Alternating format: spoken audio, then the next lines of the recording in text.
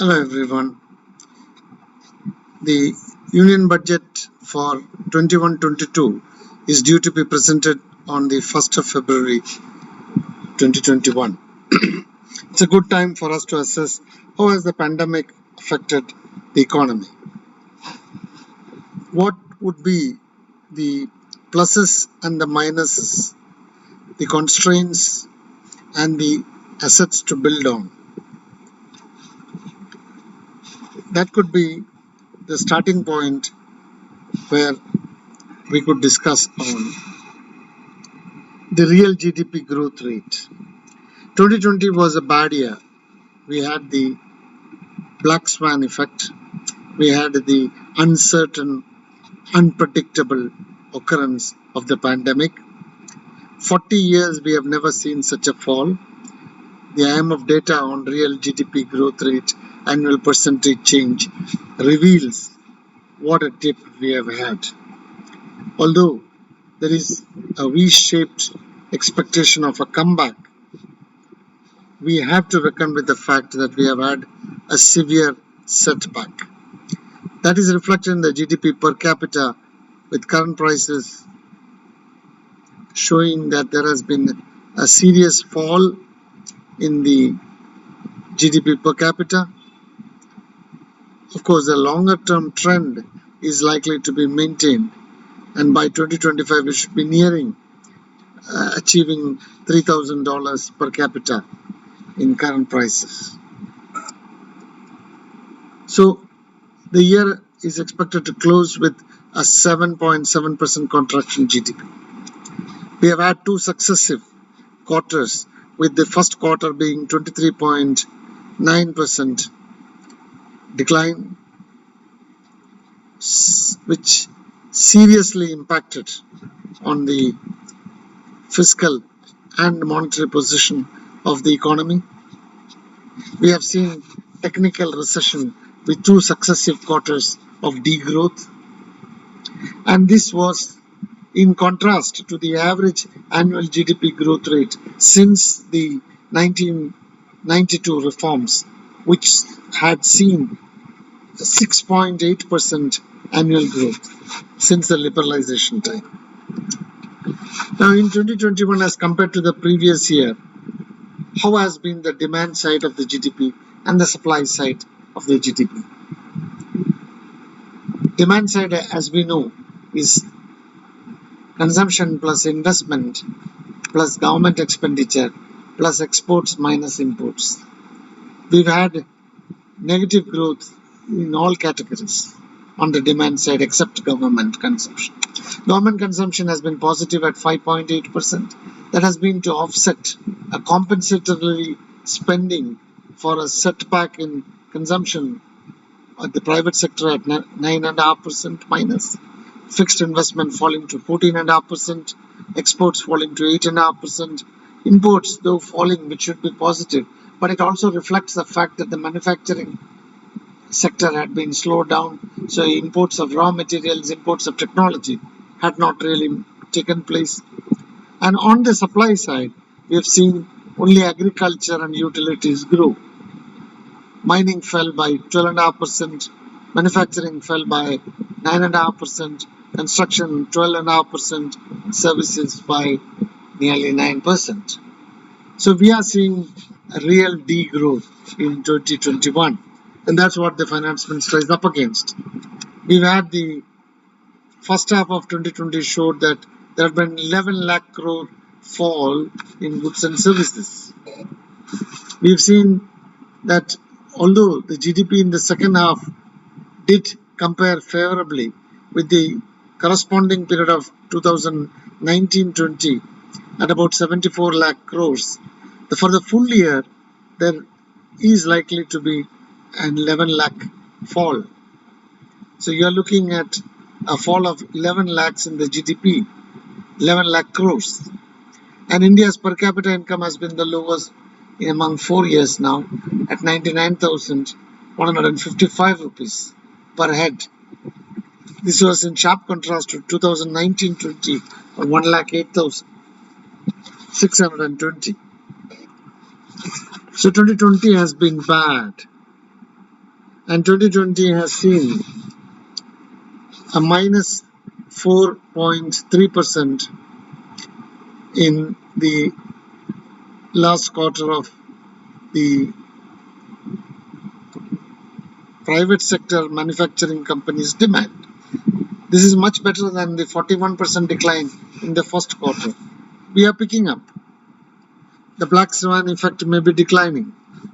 There is some growing optimism. GDP shrinkage is there, but we expect, although uneven, some sort of a multi-speed, various sectors growing at various speeds, like the hotel industry, the travel industry, the aviation industry may be slower, but the others may be picking up. So a multi-speed recovery may be coming through. Several sectors are seeing expansions, gradual expansion. So we are looking at some growth. Foreign portfolio investment is increasing. Since June, according to government figures, we have seen good figures in the foreign portfolio investment. Although we must caution that foreign portfolio investment is a little of a hot money there. They look to short-term realizations. They look to short-term gains. They may fly out to quality if they feel that there is likely to be a setback even in the short run. A better estimate would be of the confidence in the economy would be foreign direct equity and foreign direct inflows. We have seen that nearly 50,000 crores has come in as foreign direct investments, longer term equity inflows, and nearly 74,390 crores has come in as foreign direct investment flows in the last year. So that's something which we should welcome as a factor of rising confidence in the system, the ease of business. So what are the prospects seem to be upbeat with progressive unlocking. Normalization of supply disruptions, which we had seen during the lockdown period, is slowly being removed and normalization is coming back. The fear of the new normal being a lockdown has receded. All states are gradually unlocking themselves. And by March this year, we should see a full return to normalcy on the back of the vaccines that have come in. Confidence should be. However, there are worries on the fiscal lens.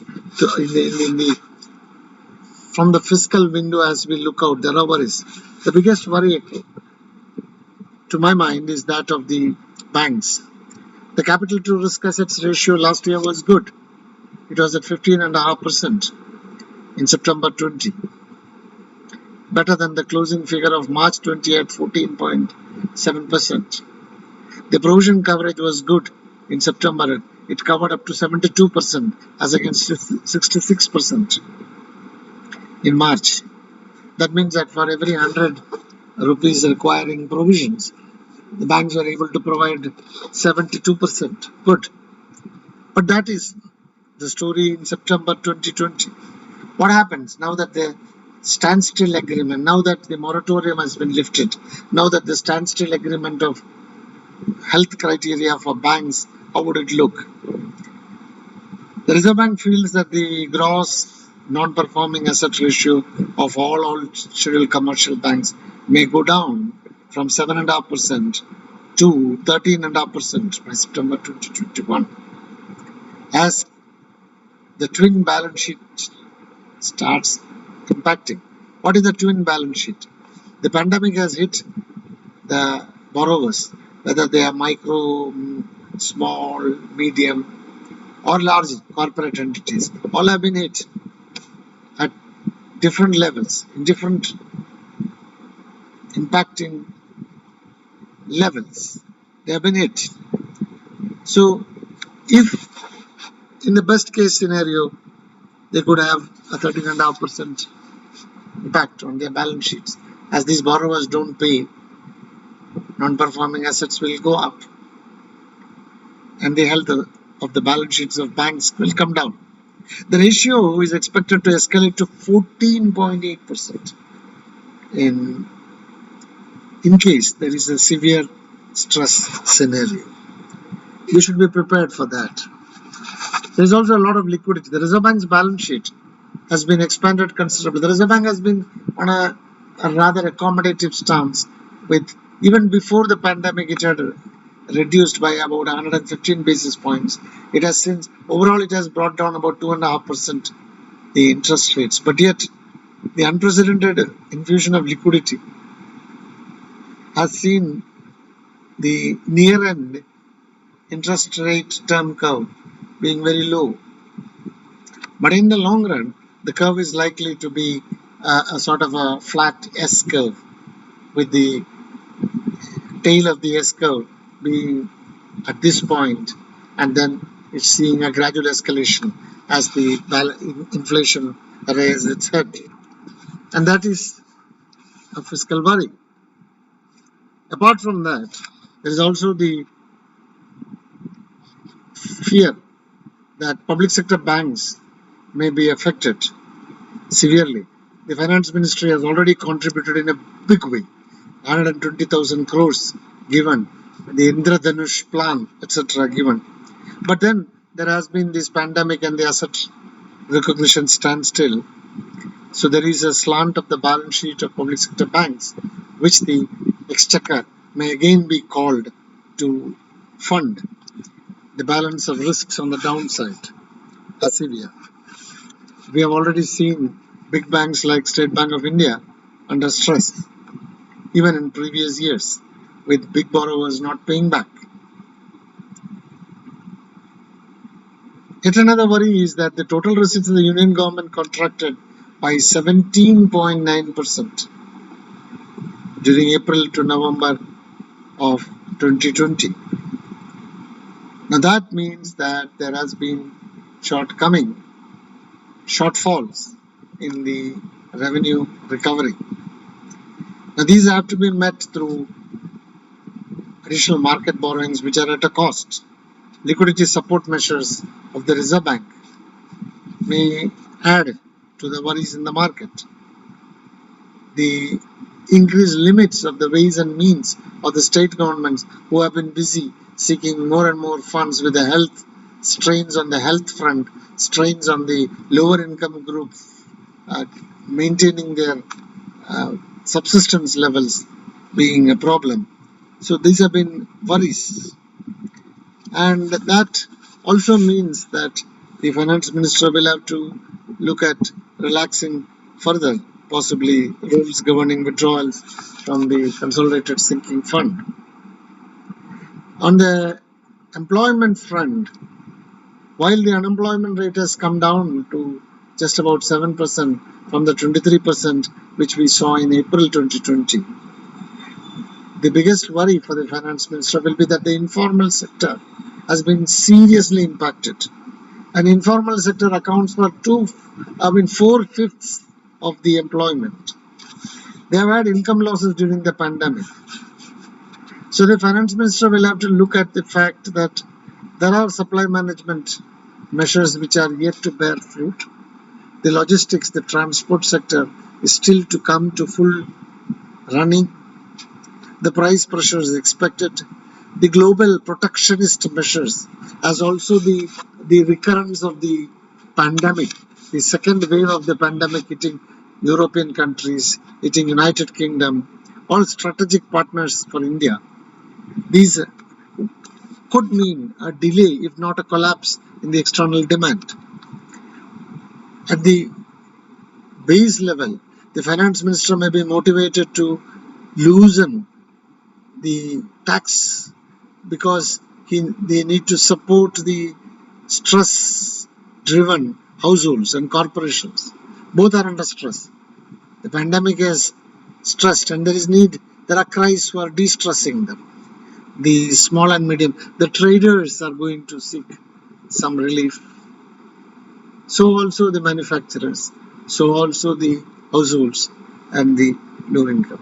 Many of the state governments have already declared their intent to continue with funding the household delivery of kits. Now this is all at a cost, and the transport corporations have all been closed down for a major part of the year. are likely to be under severe constraints of funding, and the state governments may have to fund them. These are all going to mean a big strain on the exchequer, and that is a worry. The finance minister could take some credit for the growth, the lifetime high of 586 billion in foreign exchange reserves. But they could also be, unless there is a sterilization move made by the Reserve Bank, it could add to the already surplus liquidity market, and that is something that should worry them. On the capital market front, though the finance ministers previously have taken the view that capital markets are independent and are not an immediate concern, but Indian equities have received, according to reports, more than $30 billion from the foreign institutional investors. But stretched valuations of financial assets could be a problem. Does the real sector, which is under stress, give credence or credibility to the equity markets, which are driven by monetary and fiscal policy measures or hopes of the vaccine? Maybe partly because of the expected corporate earnings in the second quarter of 2021.